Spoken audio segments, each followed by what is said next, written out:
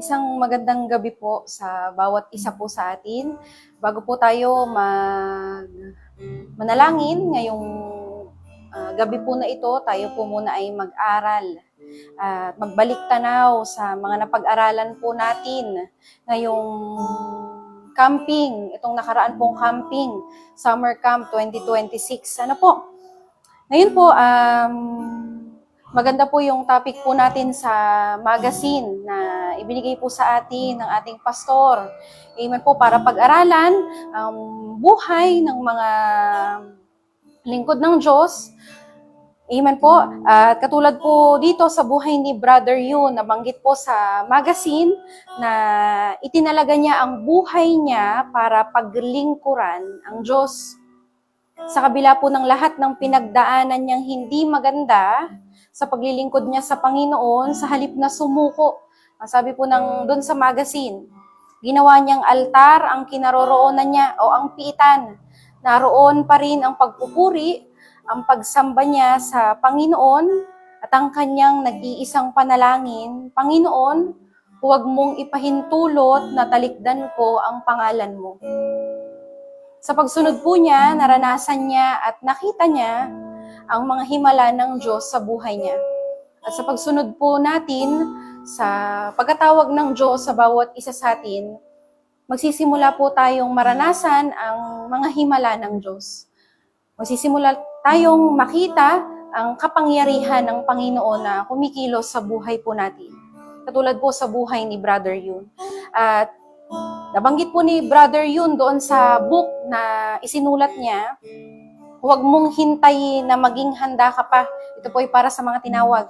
Kundi sumunod ka kaagad at manalangin. Amen po. Sa buhay naman po ni Richard Wurmbrand, ang isang Kristyano na walang pasan-pasan na krus ay hindi Kristyano. Ang mga Kristyano po ay kaakibat natin ang maraming pagsasakripisyo. Amen po. Ang buhay nating mga Kristyano ay dapat punong-puno ng sakripisyo. Amen po. Ang sabi po doon sa magazine, 14 years siyang kinulong dahilan sa kanyang pananampalataya sa ating Panginoong Hesus. Sa haba ng panahon na ito, dumating din yung tanong niya at pagdududa niya sa kanyang isipan na paano kung talagang kinalimutan na siya ng Diyos dahilan sa mga nangyayari sa kanya. Ang sabi niya po doon, dumating sa kanyang isip ang isang talata sa Biblia, marahil ito po ay sagot ng Diyos sa kanyang mga pagdududa. Amen po. Sabi po dito, malilimot kaya ng ina ang sarili niyang anak.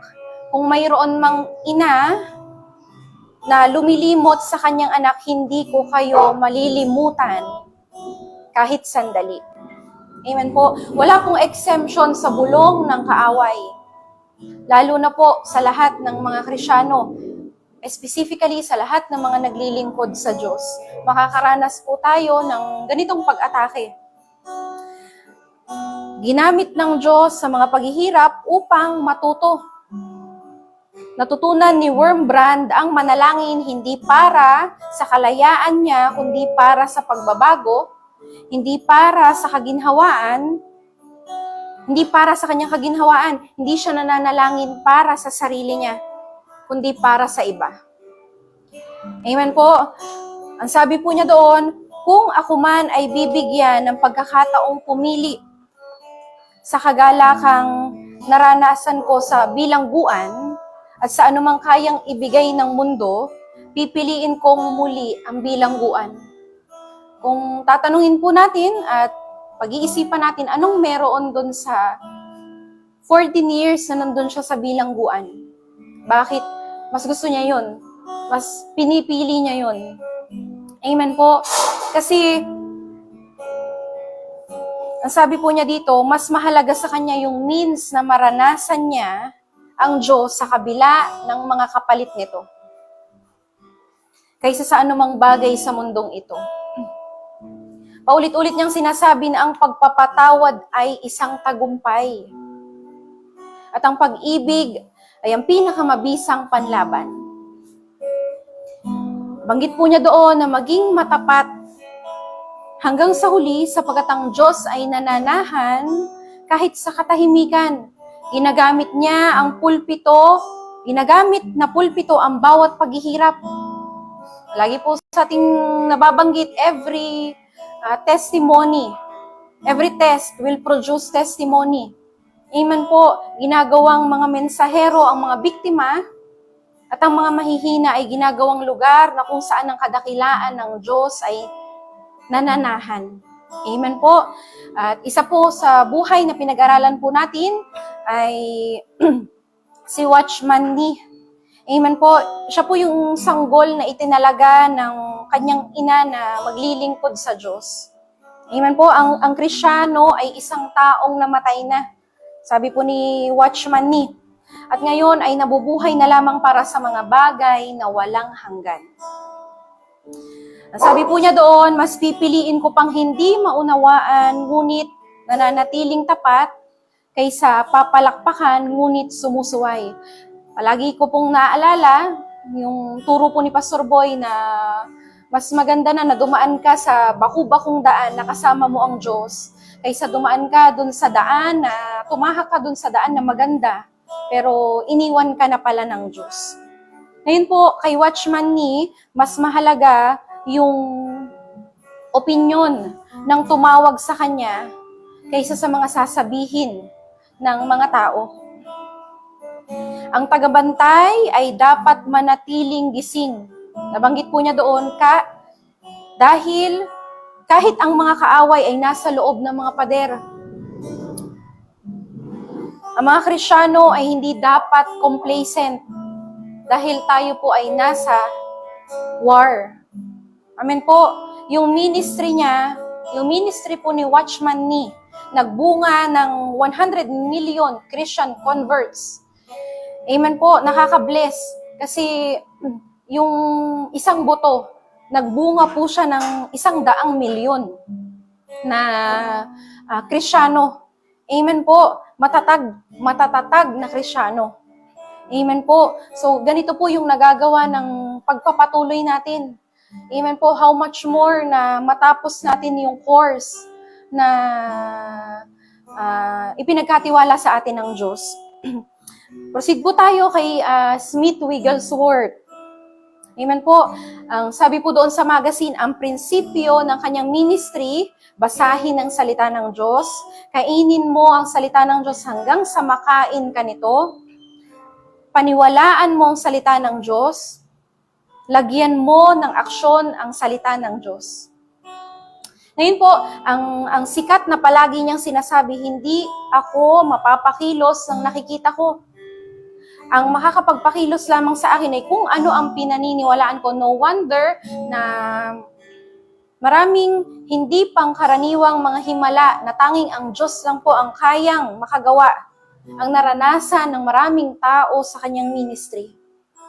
Kasi nandun po yung paglakad niya sa hindi lang sa paniniwala niya, kundi doon sa hindi lang doon sa nakikita niya, kundi doon sa pinaniniwalaan niya. Amen po. Sabi niya po doon, bago tayo mag-usap tungkol sa mga himala, nabanggit po niya, mag-usap muna tayo ng kabanalan. Amen po. Ang isang prayer niya po doon, Panginoon, gawin mo akong matapat hanggang sa huli. At last po, yung buhay po ni Charles Finney. Amen po. Alam po natin, doon sa magazine, iniwan niya yung trabaho na pagiging abogado. At kung mababasa po natin yung magazine ulit, siya po ay hindi basta-bastang abogado kasi nakasaad po doon na halos lahat ng kaso na hinahawakan niya ay naipapanalo niya. Kilala siya bilang matinik na abogado. Amen po, hindi siya naniniwala sa himala. Amen po, ang pinaniniwalaan niya ay logic. Pero sa kabila ng pagiging ateista niya, tinawag siya ng Panginoon at iniwan niya yung pagiging abogado at tinayuan niya yung pagkatawag ng Diyos sa buhay niya ngayon, naging isa po siyang mangangaral. Hindi siya, sabi niya doon, hindi po siya titigil. Maraming mga tao, lalo na yung mga kaibigan niya, mga malalapit sa kanya, na dinidiscourage siya na itigil mo na yan kasi nagsasuffer na yung katawan mo, nagsasuffer ka na, pero alam niyo po ang sabi niya, hindi siya titigil mangaral at manalangin hanggat may isang tao na nakatayo na may mapanghimagsik na puso sa Diyos sa kanyang mga services. Amen po. Nabanggit din po ni Charles Finney na hindi kailangan ng Diyos yung mga taong scholar, mga taong marurunong, matatalino. Ang hinahanap ng Diyos ay yung mga tao na may agarang pagsunod. Amen po. Sabi niya po doon, mas pipiliin kong mawala ang palakpak ng tao kaysa sa pagsang-ayon ng Diyos. Mabasa po natin sa magazine na hindi niya tinanggap anuman yung applause ng mga tao, kundi always ibinabalik niya sa Panginoon ang karangalan. Ang Diyos na siyang tumawag sa kanya sa bagay na yon. Ang sabi niya, ang revival ay hindi isang himala. Hindi po ito nangyayari ng biglaan lang. Ito'y bunga ng mga lalaki at babaeng nakikipagtulungan sa Diyos. At kaya po sa atin, ibinigay yung buhay ng mga lingkod ng Diyos na ito para maging ehemplo po sila sa atin na kapag dumating ang time na nandun din po tayo sa kalagayan kung saan napagdaanan na nila o naranasan nila, hindi tayo mangangapa. Amen po. At yung buhay po ng 5 na ito ay maaari nating gawing inspirasyon para mapagbuti natin yung pananampalataya at matapos natin yung pakikipaglaban. Amen po sa course na ipinagkatiwala po sa atin ng Panginoon. So ito po si Pastora Econ. Yan, isang pinagpalang gabi po sa bawat isa po sa atin. 5 days po matapos ang camping po natin. Amen po. At hanggang ngayon, naniniwala po kami na ang anointing na nakuha po natin ng camping hanggang ngayon po ay nananalaytay po sa bawat isa po sa atin. So ngayon pong Friday, minsan pa po ay sama-sama po muli tayo na manalangin. Amen po. At meron lang po akong basahin sa inyo dito po sa James chapter 5 verse 16. Ang sabi po niya dito, the earnest prayer of a righteous person has great power and produces wonderful results. Sabi niya po, malaki ang nagagawa ng panalangin ng taong matuwid. Kagaya po ng binanggit po sa atin ni Pastora Yen, yung mga tao po na pinag-aralan po natin nung camping. Alam niyo po, ito pong 5 tao po na ito, mga martyrs po, sila din po ay halimbawa ng mga tao na mapanalanginin. Bakit po? Kasi kung mababasa po natin doon po sa magazine, yung entire na mission po nila, ayun, simula nung sila po ay nakakilala sa Panginoon, simula nang sila po ay ginamit ng Diyos, hindi po nawawala sa kanila ang panalangin. Sabi nga po dito, prayer is not just a routine. It is our lifeline to God, our secret place of power, and the birthplace of revival. Amen po. At kagaya po ng binanggit po sa atin ni Pastora Yen, yung 5 pong martyrs, kagaya po ni Brother Yun. Alam niyo po, si Brother Yun po ay nakulong, pinahirapan at inusig. Pero hindi siya tumigil sa pananalangin. Instead, sa gitna po ng pagpapahirap kay Brother Yun, mas lalo siyang lumapit sa prayer, mas lalo siyang kumapit sa Diyos, mas lalo siyang kumapit sa panalangin. At para po sa kanya, God is enough. Prayer is not dependent on comfort, it thrives in surrender. At kagaya po ni Richard Wurmbrand, sabi nga po niya doon, at all cost, nanalangin siya kahit bawal. Kagaya po ng pinag-aralan po natin ng camping doon po sa magazine, alam po natin na maraming beses siyang binugbog, maraming beses siyang pinahirapan. Pero alam niyo po, kahit bawal magsalita, nanalangin siya. Sabi nga po niya dito, naging buhay niya ang panalangin. Bakit? Kasi alam po natin na ang panalangin ay malaki at marami ang magagawa. At isa pa po dito, si Watchman Nee. Sabi niya po, sinabi niya na mas mahalaga ang panalangin. If there is little prayer, there is little power. If there is much power, there is much of God. Pinapakita po sa atin ni Watchman Nee na sobrang mahalaga po ang panalangin. Hindi ka pwedeng tumayo at hindi ka pwedeng magturo. Sabi nga po, hindi ka pwedeng mangaral hanggat hindi ka nananalangin. Ganun po kahalaga sa buhay ng bawat isa po sa atin ang panalangin. At kay Smith Wigglesworth po, sabi niya, for him, prayer was not an event, it was a lifestyle. So sa bawat isa po sa atin, ang prayer ba ay lifestyle mo na? Ang prayer ba ay habit mo na? Sabi nga po, ang prayer ay hindi dapat na isang beses lang sa isang linggo, kundi ang sinasabi po sa atin ng salita ng Diyos, kailangan everyday. Sabi nga po, pray without ceasing. Amen po, walang patid na pananalangin. Kagaya po ng mga martyrs na ito na pinag-aralan po natin nung camping. Alam niyo po, ang isang susi na naging successful sila sa kanilang ministry ay dahilan sa nananalangin sila. Alam niyo po, yung mga tao pong ito, kung sila po ay hindi mapanalanginin, maaring sila po ay sumuko. Isang bugbog, isang pagpapahirap po sa kanila, kung hindi po sila malapit sa Diyos, iiwan na nila ang Diyos. Amen po, pero dahilan sa sila ay malapit sa Diyos, dahilan sa nakilala nila si Jesus, at dahilan sa sila ay nananalangin despite ng pinagdadaanan nila, karamihan po sa kanila ay nabilanggo, karamihan po sa kanila ay pinahirapan. Ano po, sabi nga po, kung maaalala natin, si Brother Yun, hindi po ba ang kanyang paa, sabi nga po, siya ay nabaldado na. Amen po, pero gayon pa man, siya ay nanalangin. Amen po, at sobrang bigat na panalangin. At alam mo na dahilan dun sa panalangin niya, ang Diyos ay kikilos. Amen po.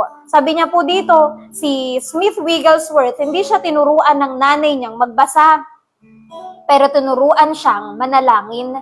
Amen po. At sabi nga dito, though hindi po siya marunong magbasa, nung umpisa po na dun sa magazine po natin, sinabi doon na si Smith Wigglesworth ay hindi marunong magbasa. Nung nakilala niya ang kanyang asawang si Polly, doon po siya nag-focus na matutong magbasa ng Biblia. Pero alam niyo po, ang umpisa niyang natutunan ay hindi po ang magbasa ng libro, magbasa ng mga alpabeto. Pero ang unang itinuro sa kanya ng kanyang nanay ay panalangin. Amen po, ganun kahalaga ang pananalangin. Kaya nga po ang sabi niya dito, prayer is not just a routine. It is our lifeline to God. At kahuli-hulihan po na pinag-aralan po natin ay si Charles Finney. Sabi niya dito, bago siya nangarap, naglaan siya ng maraming oras sa pananalangin. So tayo pong lahat ay may pangarap para sa ministry po natin. Kagaya ni Charles Finney, siya din po ay may, sabi nga po kanina ni Pastora Yen, si Charles Finney po ay isang ateistang abogado. Pero gayon pa man, isinuko niya ang pagiging abogado niya at sabi nga po, siya ay nangaral ng salita ng Diyos. Naalala ko pa po, ang sabi po dun sa magazine, sinabi niya na hindi na niya dedepensahan pa ang kaso ng ibang tao, kundi siya ay sa Diyos na.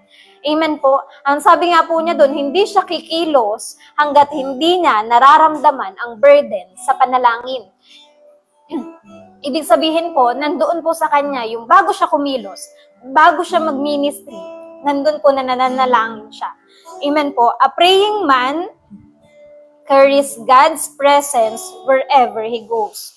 One thing is common sa mga martyrs na ito, they prayed until something happened.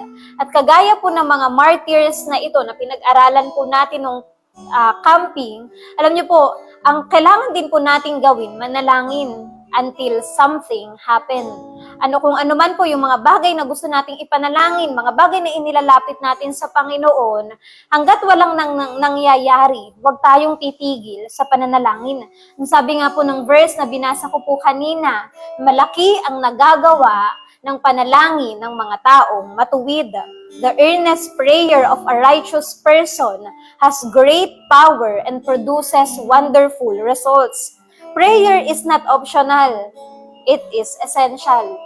Prayer is not weak. It is powerful. Prayer is not last. It must be first. ang prayer, ang pananalangin po, ang palaging dapat first resort po natin. Masaya man o malungkot, mahirap man o maginhawa, ang first resort po natin dapat ay ang pananalangin. Amen po.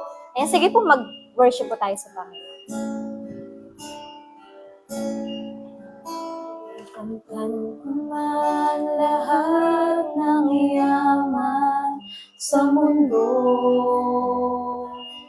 makamit ko man pangarap at mithin ang puso ko.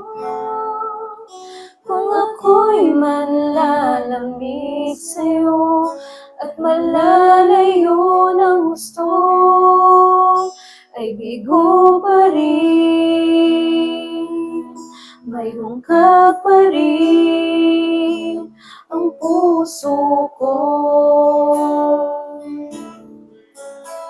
Kamtan ko man lahat ng yaman sa mundo,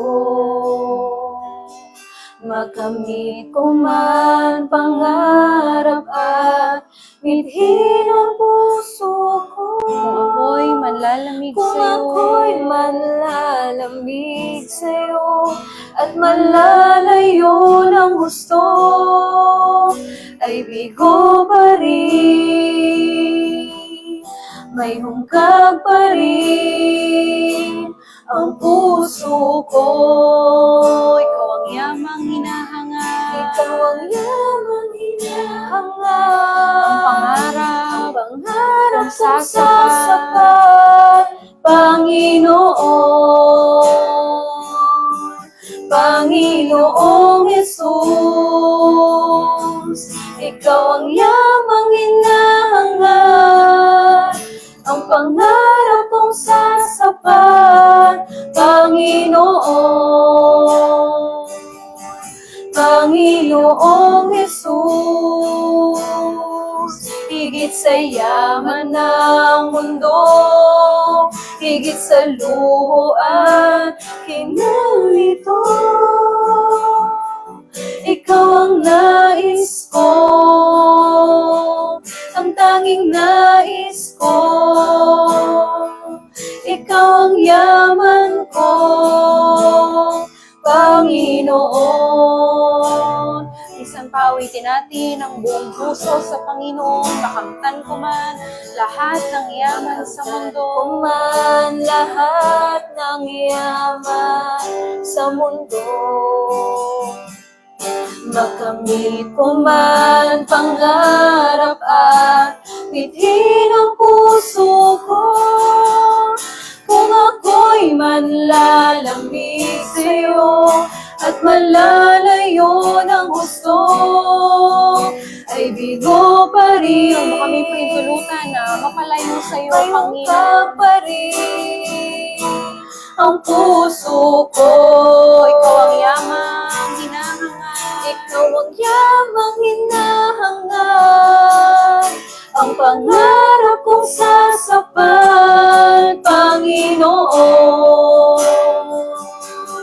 Panginoong Jesus. Ikaw ang yamang hinahangad, ang pangarap kong sasapat, Panginoong Jesus. Higit sa yaman ng mundo, higit sa luho at kinang ito, ikaw ang nais ko, ang tanging nais ang ko. tanging nais ko. Ikaw, walang iba ang yaman Ikaw namin. ang yaman ko, Panginoon. Ikaw ang yamang hinahangad, Ikaw ang yamang hinahangad, ang pangarap kong pangarap kong sasapat. Panginoong Jesus. Ikaw ang yamang Ngayon, palitan mo hinahangad, yung pangarap. ang pangarap kong Meron sa sasapat, puso namin ang pangarap mula sa iyo, Diyos. Panginoong Jesus. Higit sa sa yaman, higit sa yaman ng mundo, higit sa higit sa luho, luho at kinang nito. Ikaw ang nais ko, ang tanging nais ko. Ikaw ang yaman ko, Panginoon. Ikaw ang yamang hinahangad. gawin po natin itong panalangin sa Pangarap kong Panginoon. sasapat, Panginoon. Panginoong Jesus. Salisin mo, Panginoon, yung mga makamundong kagustuhan sa amin. Ang pangarap kong sasapat, Panginoon. Panginoong Jesus. Higit sa yaman, higit sa yaman ng mundo, higit sa luho at kinang nito. Ikaw ang nais ko, ang tanging nais ko. ikaw ang yaman ko, Ikaw ang yaman ko, Panginoon. Higit sa yaman ng mundo, higit sa luho at kinang nito. Ikaw ang nais ko, ang tanging nais ko. Ikaw ang yaman ko, Panginoon. isambit po tayo ng papuri at pasasalamat sa Panginoon. Ikaw ang yaman. Appreciate po natin ang Panginoon sa kabutihan niya, sa mga ginawa niya sa buhay natin at sa nagdaang camping. Sasambahin. Salamat, O Diyos, sa katapatan mo, Panginoon. Salamat sa kabutihan mo. Tunay ang wala kang katulad, O Diyos. Walang katulad mo.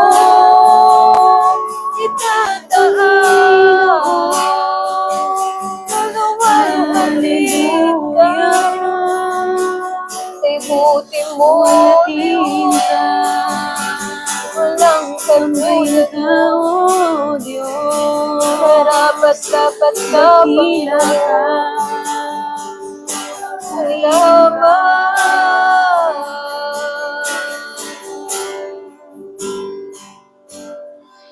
Wala kang katulad.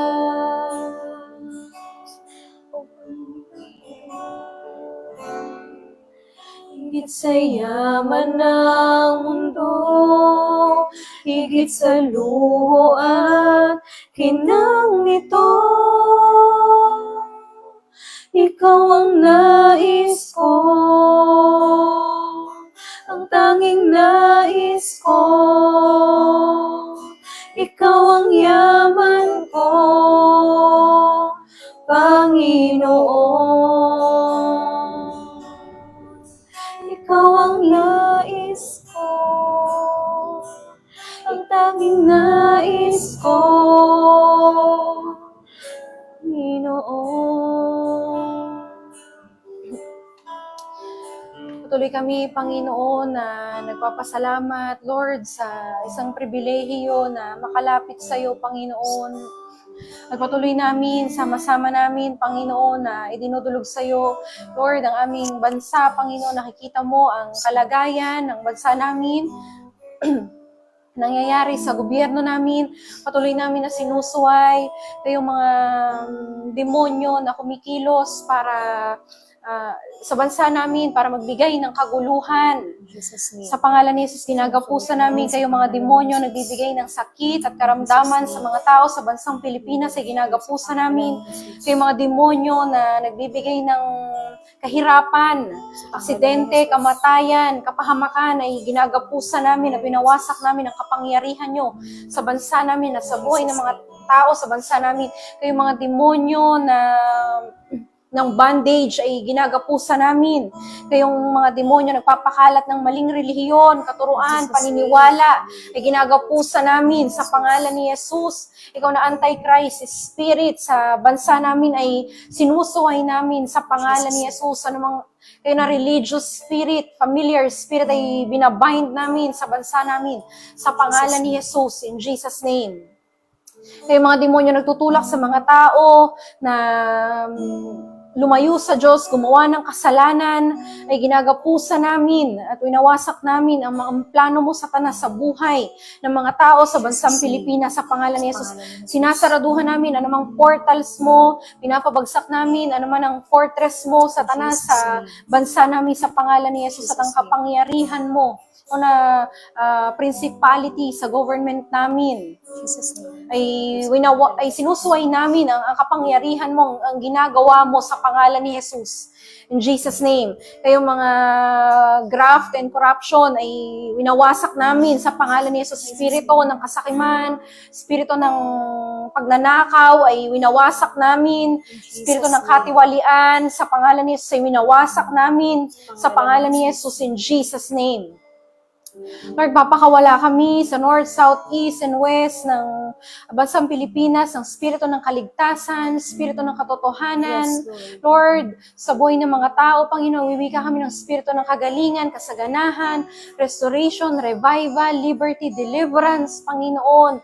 Lord, pagkalooban mo mga tao sa bansa namin, Panginoon, ng strong conviction and shame sa kasalanan, ng banal na pagkatakot sa iyo, Panginoon. Pagkalooban mo ang mga tao sa bansa namin ng mataas sa pananampalataya at pagtitiwala sa iyo, Panginoon. Hindi mula sa aming presidente sa pinakamababang government official, Panginoon Lord, sa bansang ito. Bigyan mo sila, Panginoon, ng puso na mayroong malasakit, Lord, sa nasasakupan nila, Panginoon, ng pagmamahal sa mga mamamayan na pinagkatiwala mo sa kanila. Bigyan mo sila, Panginoon, Lord, ng mga spiritual advisors, Panginoon, na mag-guide sa kanila, Panginoon, palapit sa iyo, mag-guide sa kanila, Panginoon, na kumonsulta sa iyo. Bigyan mo sila ng karunungan, kaalaman, Panginoon, sa bawat decision making sa gagawin nila, Panginoon. Maliit man ito, malaki. O Diyos, dalangin namin na patuloy ka na mangialam sa gobyerno namin, Panginoon. Hindi namin ito kayang baguhin, ayusin. Lord, ikaw na makapangyarihan. Ikaw na aming Diyos ang may kaya, Panginoon, na ayusin ang lahat ng kaguluhan. Itama ang lahat ng kamalian, Panginoon. Lord, sa government namin, dalangin namin, Lord, na maghari ka, Panginoon. At ang iyong banal na Espiritu, Panginoon, kumilos sa buhay ng mga opisyal ng gobyerno sa bansang Pilipinas. Panginoon, Lord, maging sa buhay ng mga tao sa bansa namin. Salamat, Lord, nagwiwika kami ng Christian country, nagwiwika kami, Panginoon, ng magandang ekonomiya, ng pagkakaisa, Panginoon. Nagwiwika kami, Panginoon, na ikaw ang kikilalaning Diyos, Panginoong Jesus, sa bansa namin, Panginoon. Lord, nagwiwika kami ng kapayapaan. Nagwiwika kami, Panginoon, Lord, ng pagkakaisa. O Diyos, salamat, Panginoon. At ganyan din, tinataas namin sa iyo, Lord, ang everyday Bible study dito sa Rema Fields. Dalangin namin, Panginoon, na anointan mo yung mga labi, yung mga kamay, yung buhay ng mga lingkod mo, Panginoon, na ginagamit, Lord, sa ministry na ito. Dalangin namin na lagi mo itago sa iyong likuran, Panginoon. Makita ang kabanalan, maranasan ang kapangyarihan mo, Panginoon, Lord, sa buhay ng mga lingkod mo.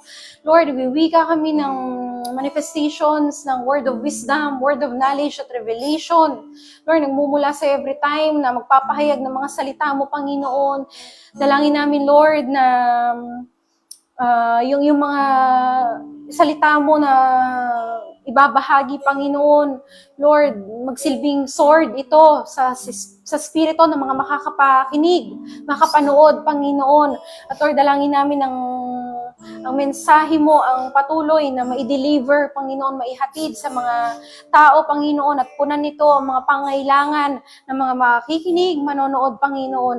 At gayon din, salamat, Lord, sa palawakin mo pa, Panginoon, ang nasimulan mo na gawain sa online Bible study na ito dito sa Rema Fields, Panginoon. Tinataas namin sa iyo, gayon din ang mga workers, Panginoon.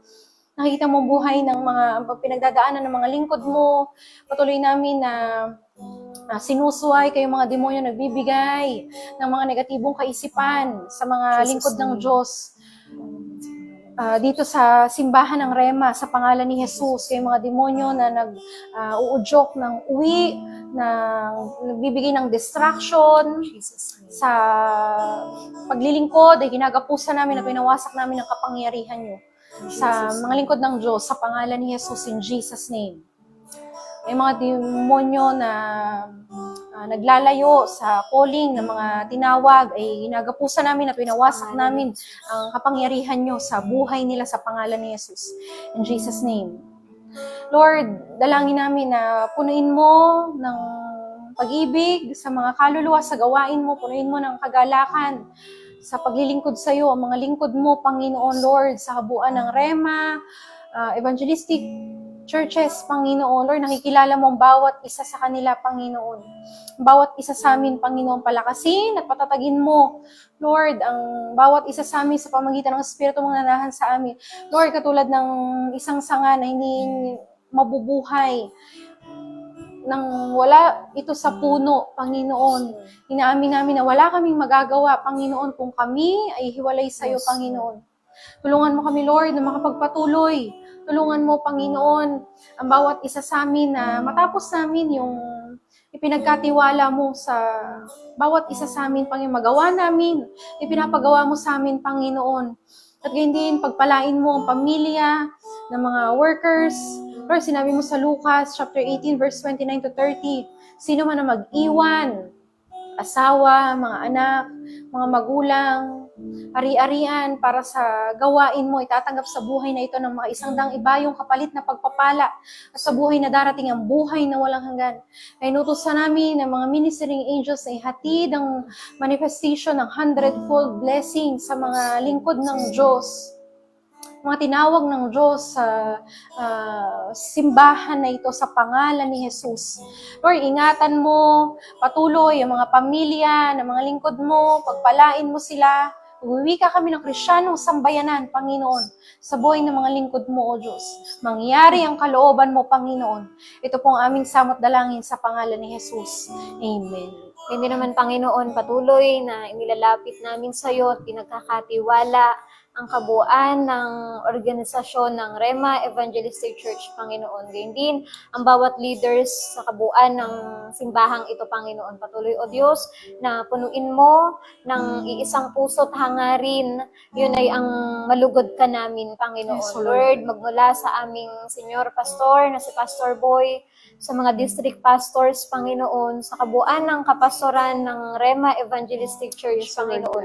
Lord, dalangin namin ang spirito ng pagkakasundo, pag-ibig, ang siyang manguna sa kabuuan ng simbahang ito, Yes, Panginoon. Lord. At Lord, gayon din, patuloy na dalangin namin na bigyan mo, Panginoon, ng wisdom, knowledge, understanding, and revelation ang mga leaders namin, Yes, Panginoon, Lord. sa mga bagay na dapat ayusin, mga bagay na dapat gawin sa kabuuan ng organisasyong ito, Panginoon. So, Lord God. At Lord, gayon din patuloy na ipinagkakatiwala namin sa iyo ang bawat simbahan, ang bawat hinahawakan ng mga pastors namin, ng mga leaders namin, Panginoon. Patuloy, O Diyos, na ikaw nga ang siyang magpala sa mga leaders na ito, maging So, Lord magpala sa mga simbahang ito, Panginoon. Salamat, O Diyos. Gayun din naman, Panginoon, pinagkakatiwala din namin, lalo't higit ang aming senior pastor na si So, Pastor Lord Boy, God. Panginoon. At sa pangalan ni Jesus, patuloy na sinusuway namin, ikaw na nagbibigay ng anumang sakit at karamdaman sa aming pastor ay winawasak namin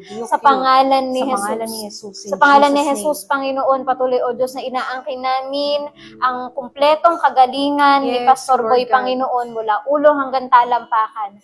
Gayun din naman, inuutusan namin ang kanyang katawan, ang bawat organs na mag-function ng Yes, maayos Lord at God. normal sa pangalan ni Jesus. Pangalan ni Gayun din Jesus. naman, Panginoon, balutan mo ng iyong banal na dugo mula ulo hanggang talampakan ang aming pastor, Panginoon. Salamat, So, O Lord Diyos. God. Patuloy na ipinagkakatiwala namin siya sa iyo, Panginoon. Gayun din naman, O Lord God, sa kabuuan din ng organisasyong ito, hayaan mo, Panginoon, na manguna, Panginoon, ang pananalig namin sa iyo, O Diyos, Yes, O sa Lord kabila ng lahat, Panginoon. At Lord, hayaan mo na ang mga bagay na itinuro mo sa amin, lalo nung camping, Panginoon, at mga bagay na itinuturo mo pa sa amin, Panginoon, sa kabuuan ng organisasyong ito, ang siyang maganap, ang siyang mangyari, Panginoon. Yes, O Lord God. Salamat, O Lord God.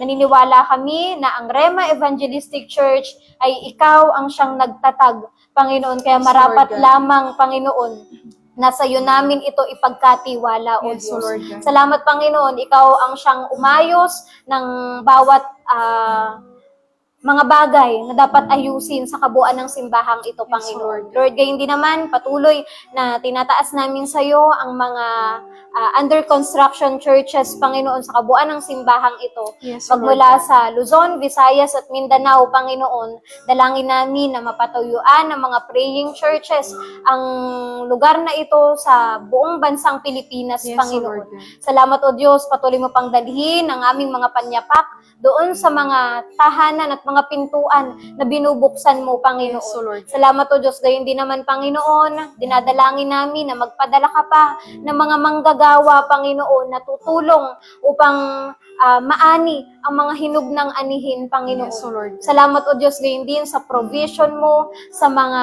renta ng simbahan. Salamat, Panginoon, sa provision mo sa lahat ng pangangailangan ng simbahan, O Diyos. Gayon din sa pagtatayo pa ng mga pag-open pa, O Diyos, ng mga churches sa kabuuan ng Rema Evangelistic Yes, O Church, Lord God. Panginoon. Salamat, O Diyos, gayon din naman, Panginoon, pinagkakatiwala din namin sa iyo ang prayer request ng bawat isa sa amin, Yes, O Lord Panginoon. God. Lord, ikaw ang higit na nakakaalam ng nilalaman ng aming puso, Panginoon. Yes, O Lord Lord, ang God. mga bagay na sa iyo lamang namin sinasabi, ang mga bagay na dalangin ng aming puso, alam namin na ito ay ibibigay mo Yes, O ng Lord God. naaayon sa iyong perpektong kalooban, Panginoon. Lord, ang prayer request ng kagalingan, ang prayer request ng kasaganahan, Yes, O ang Lord prayer God. request ng kaayusan, Panginoon, anumang prayer request ng bawat isa sa amin, Panginoon, hinihiling namin ang kasagutan. Yes, O Lord Hinihiling God. namin, Panginoon, ang katugunan. Ngayon din naman, Lord, patuloy na tinataas din namin sa iyo ang nalalapit na training ng mga manggagawa mo, Yes, O Panginoon. Lord God. Lord, patuloy na salamat sa anointing na nagmumula sa iyo. Lord, Yes, O sa Lord training na ito, mas punuin mo pa kami, mas kausapin mo pa kami, Panginoon. At ikaw ang siyang mangusap doon sa mga tao na nag-commit sa iyo. Lord, Yes, doon O sa Lord mga God. tao na nangako na maglilingkod sa iyo, Panginoon. Yes, O Lord God. Nangako, O Diyos, na magpapagamit sa iyo, Panginoon. Ikaw ang siyang mangusap sa bawat isa Yes, sa O Lord God. amin, Panginoon. At Lord, sa training na ito, dalangin namin na maraming mga tinawag mo ang sumunod pa sa iyo, Yes, O Lord Panginoon. God. Lord, salamat sa marami pang mga manggagawa na magpapagamit, Yes, O Lord magpapadeploy, Panginoon. At Lord, sa training na ito, mangusap ka, manguna ka, turuan mo pa kami, Panginoon, ng mga bagay na dapat pa naming matutunan, Panginoon. Yes, O Lord At God. Lord God, ang yung protection ng siyang manguna sa bawat isa sa amin, O Yes, Diyos. O Lord God. Gayun din naman, Panginoon, sa mga kasamahan namin na nasa bakasyon. Patuloy, Panginoon, na mangusap ka sa buhay nila, Yes, O Lord Panginoon. God. At Lord, iparamdam mo sa kanila ang iyong dakilang pag-ibig. At Lord, ang pagpapatuloy na paglilingkod sa Yes, iyo, O Lord Panginoon. Lord, God. mangusap ka sa kanila, Panginoon, at dalangin namin na mag-multiply pa, Panginoon, ng bilang ng mga tao na maglilingkod sa iyo hanggang Yes, sa O Lord dulo, God. Panginoon. Salamat, O Diyos, sinitiwala namin sa iyo ang mga kapwa manggagawa namin at tinitiwala namin sa iyo ang nalalapit na training, Panginoon. Yes, O Lord, Lord God. hindi man kami sama-sama na magte-training, ito man ay online, naniniwala kami, Panginoon, na maging sa bawat screen, Panginoon, ikaw ay Yes, O Lord kikilos, God. Panginoon. Alam namin na ang iyong himala ay gagawin mo, Panginoon, sa kahit anong paraan. Yes, O O Lord Diyos, God. salamat, Panginoon, punuin mo pa ang aming mga puso, patuloy mo pa kaming turuan, at patuloy mo kaming linisin ng Yes, banal Lord na God. dugo ni Jesus, O Diyos. Salamat, Panginoon, Yes, pinupuri Lord ka God. namin sa pangalan ni Jesus. Amen. Kayo po ang mag-worship. Ng papuri ay sa'yo, hindi nagbabago. Buong puso at kaluluwa ang aming pagsamba.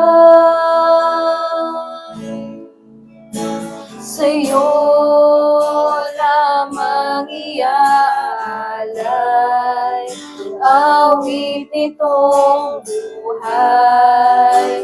Pagsuyo at pagmamahal sa'yo'y ibibigay.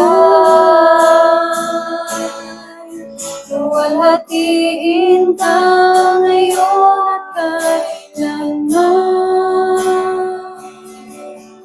Kadakilaan mo ay walang hanggan.